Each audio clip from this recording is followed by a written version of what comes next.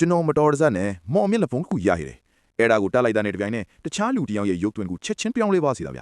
အဲ့ဒီနောက်မျက်နှာဖုံးစီကအတန်တန်ကြားလိုက်ရတယ်ကျွန်တော်မြင်ဖို့သမျှဘသူပုံစံမဆိုပြောင်းလဲနိုင်တယ်တဲ့ဒါဟာဖျားသခင်ပေးတဲ့လက်ဆောင်ပဲလို့ကျွန်တော်သဘောပေါက်လိုက်တယ်အဲ့ဒါနဲ့ကျွန်တော်ဟာချမ်းသာတဲ့ဇနီးမောင်နဲ့နှစ်ဦးနောက်ကိုဗီလာအင်ယာဝင်းအထိလိုက်သွားခဲ့တယ်သူတို့ကိုကြည့်နေရင်လွန်ခဲ့တဲ့ခဏလေးတွေကဖြစ်ရက်ကိုပြန်တရိရမိတယ်မင်းနီဖြတ်ပြေးလာတဲ့သူတို့ကလေးကိုမတိုက်မိအောင်ကျွန်တော်ရှောင်လိုက်လို့မြင်းကြီးပေါ်လဲကျသွားခဲ့တာဒါပေမဲ့သူတို့ကတော့သူတို့ကလေးလန့်သွားတယ်ဆိုတဲ့အကြောင်းပြချက်နဲ့ကျွန်တော်စီကလျော်ကြေးဒေါ်လာ1000တောင်းခဲ့တယ်သူတို့ရဲ့ဝစ်စားစင်ရမှုတွေကိုကြည့်ပြီးကျွန်တော်မပြိုင်နိုင်မှန်းသေးတာကြောင့်ရှိသမျှပတ်စံ1300ကိုပဲပေးလိုက်ရတယ်သူတို့ကပတ်စံကိုဆွဲယူပြီးကျွန်တော်ကိုနှိမ်ကြောတဲ့ကောင်လို့လောင်ပြောင်းပြီးထော်သွားခဲ့ကြတာအဲ့ဒီချိန်မှာပဲအဲ့ဒီလူရဲ့အလောက်ရှင်စီကဖုံးလာပြီးအလုတ်ပိုစင်ဖို့ရုံးကိုလာခိုင်းတယ်ဒီအခွင့်အရေးကိုအရယူပြီးကျွန်တော်ဟာအဲ့ဒီအမျိုးသားရဲ့ပုံစံအတိုင်းပြောင်းလဲလိုက်တယ်အမျိုးသမီးကအိမ်တကားပိတ်ပြီးနားဖို့ပြင်နေတော့သူ့ယောက်ျားပြန်လာတာကိုမြင်တော့အံ့ဩသွားတာပေါ့ကျွန်တော်လည်းစိတ်ကိုအတက်နိုင်ဆုံးထိန်းပြီးအလုတ်ပိုစင်းစရာမလိုတော့လို့ပြန်လာတာလို့ပြောကအိတ်ခန့်တဲ့တန်းဝင်သွားခဲ့တယ်အန်ဆွဲနေကိုဆွဲဖွင့်ပြီးရွှေတဲ့ချိုးကိုယူလိုက်တယ်ဒါဟာငါ့ရဲ့လျော်ကြေးပဲလို့တွေးနေတော့အမျိုးသမီးကအခန်းထဲဝင်လာပြီးခလီးအိတ်သွားပြီးအပြင်မှာညစာသွားစားရအောင်လို့လာခေါ်တော့တာပဲ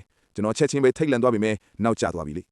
နောက်နေ့မှာတော့အဲ့ဒီရွှေတွေကိုငွေဖော်လိုက်တယ်အဲ့ဒီချိန်မှာပဲကျွန်တော်အလုပ်လုပ်တဲ့ပစ္စည်းပို့ဌာန delivery station manager ကဖုန်းဆက်ပြီးအလုပ်မလာလို့ဆဲဆိုတော့တာပဲသူဟာကျွန်တော်လုခါတွေကိုအမြဲတမ်းမတရားဖျက်တောက်လေရှိတာကိုတတိယပြီးကျွန်တော်ဟာနယ်မြေကမန်နေဂျာကြီးရဲ့ပုံစံကိုပြောင်းလိုက်တယ်မန်နေဂျာကသူ့အထက်လူကြီးကိုမြင်တော့ပြားတယ်လဲနှုတ်ဆက်တာပေါ့ကျွန်တော်ကသူ့ကိုအကြီးကျယ်စူပူချိန်ပေါင်းပြီးဖျက်ထားတဲ့လုခါတွေအားလုံးပြန်ပေးဖို့အမိန့်ပေးလိုက်တယ်သူလည်းချက်ချင်းပဲငွေရှင်းပေးလိုက်တာကြောင့်ဒေါ်လာ3000ရလိုက်တယ်ပြီးတော့ပစ္စည်းပို့သမားတွေကိုနောင်မတရားမနှိပ်စက်ဖို့တတိပေးခဲ့တယ်မှာသူလည်းရိုးရိုးသေးသေးပဲဂတိပေးခဲ့ပါတယ်ပတ်စံတွေနဲ့အိမ်ပြန်ရောက်တဲ့အခါတယောက်ကတကားလာခောက်တယ်ကျွန်တော်မိဘတွေကအတိုးကြီးစားချင်းငွေတွေယူထားလို့ဒီနေ့အခြေဆက်ရမယ်လို့လာပြောတယ်ကျွန်တော်ဒါကိုလုံးဝမသိခဲ့ဘူးသူတို့တွေဟာလိန်မာလှည့်ပြားနေသူများသိပေမဲ့ပြေးเสียလမ်းမရှိတာကြောင့်ပတ်စံရှာဖို့အချိန်ခဏတောင်းပြီးသူတို့အထင်သေးအောင်လုပ်လိုက်တယ်။ဂိုင်းကောင်းဆောင်ကကျွန်တော်ကိုယုံသွားပြီးသူ့တပလက်တွေကိုစောင့်ခိုင်းပြီးသူကထွက်သွားခဲ့တယ်။အဲ့ဒီအခွင့်အရေးကိုတုံးပြီးကျွန်တော်ကအောက်ထပ်အိမ်ကြီးစဉ်ကပတ်စံချင်းမဲ့ပုံစံနဲ့ထွက်လာပြီးဂိုင်းကောင်းဆောင်ပုံစံပြောင်းလိုက်တယ်။ပြီးတော့တပည့်တွေကိုခေါ်ပြီးတခြားအိမ်တစ်ခုမှကျွေးသွားတောင်းဖို့လုပ်လိုက်တယ်။ဒါပေမဲ့မထင်မှတ်ပဲသူတို့ခေါ်သွားတဲ့နေရာကကျွန်တော်အိမ်ရှင်ရဲ့အိမ်ဖြစ်သွားတယ်။တကယ်တော့အိမ်ရှင်ကကျွေးမြေဒေါ်လာ1000လောက်တင်နေလို့